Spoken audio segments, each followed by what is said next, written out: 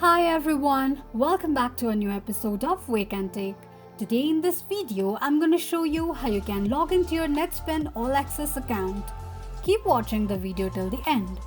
To log into your Netspend All-Access account, firstly go ahead and launch open your web browser.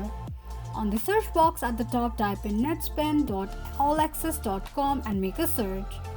You will end up on the login page of Netspend All-Access account. Enter your username and password associated with your Netspend All-Access account and tap on Login. In case if you want your username to be remembered next time you log in, tick mark on the box that says Remember Username. In case if you don't remember your username or password, click on the link that says Forgot Username or Forgot Password option. This is how you can log into your Netspend All-Access account quickly and easily just in few steps. If you have any thoughts or queries, let us know in the comments section.